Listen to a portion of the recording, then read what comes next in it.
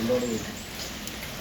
ഇന്നത്തെ സ്വാതന്ത്ര്യത്തിനുള്ള പ്രത്യേകത എന്താണെന്ന് വെച്ചാൽ, സ്വാതന്ത്ര്യം കിട്ടിയ ശേഷം ലോക ജനത ശ്രദ്ധിക്കുന്ന ഒരു സംവിധാനം ഉണ്ടായിട്ടുണ്ടായി. അത് നമ്മൾ ഓരോരുത്തരുടെയും കടമയുടെയും കർത്തവ്യത്തിൻ്റെയും കർത്തവ്യത്തിൻ്റെയും അടുത്തതിയുള്ള ജീവിതമല്ലാത്ത അർത്ഥവിഭാഗത്തോടുള്ള മുന്നേറ്റത്തിലുള്ള ശ്രമത്തിൻ്റെ ഫലമായിട്ടാണ് ലോകരാജ്യങ്ങൾ നമ്മളെ ശ്രദ്ധിക്കുന്നത്. രാഷ്ട്രം ഒരുപാട് വെല്ലുവിളികളെ നേരിട്ടുകൊണ്ടിരിക്കുന്നുണ്ട്. ഇന്ന് ലോകശക്തി എന്നറിയപ്പെടുന്ന പേര് പറയുന്നില്ല രാഷ്ട്രങ്ങൾ നമ്മളെ മുന്നിൽ കലവിലിക്കുന്നതിന് നമ്മൾ വിനയത്തോടുകൂടി കാണുന്നു. ശത്രുതയെ കഴിഞ്ഞിരുന്ന രാഷ്ട്രങ്ങൾ നമ്മളോട് അടുക്കാൻ ശ്രമിക്കുന്നു. അതൊക്കെ നിങ്ങൾ എപ്പോഴെങ്കിലും തിരക്കേറിയ ജീവിതത്തിനിടയിൽ അത് പത്രത്തിലൂടെ നമുക്ക് അറിയും.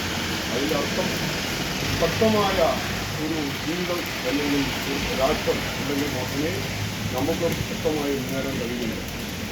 ഒരു കുടുംബജീവിതമായിക്കോട്ടെ, രാഷ്ട്രത്തിൻ്റെ മുന്നേറ്റമായിട്ട് ഏറ്റവും ശക്തമായ ഒരു മുന്നേറ്റമുള്ള ഒരു ജീവിതശൈലി ഉണ്ടെങ്കിൽ മാത്രമേ രാഷ്ട്രത്തിനും വ്യക്തിക്കും മുന്നേറാൻ കഴിയൂ. അതിൻ്റെ ഇതാണ് നാം ഇന്ന് കണ്ടുകൊണ്ടിരിക്കുന്നത്. ഞാൻ അഭിമാനത്തോടും പറയുന്നു, ഈ സ്വാതന്ത്ര്യദിനം വളരെയധികം എല്ലാ ഭാരതീയനെയും അഭിമാനപ്രദമാക്കുന്ന ഒന്നാണ്. അതോടൊപ്പം തന്നെ എനിക്ക് പറയാനുള്ളത്, വേദനാജനകമായ ഒരു സംവിധാനമാണ് ഇന്ന് ലോകത്ത് നടക്കുന്നത്. കഴിഞ്ഞ സ്വാതന്ത്ര്യദിനത്തിന്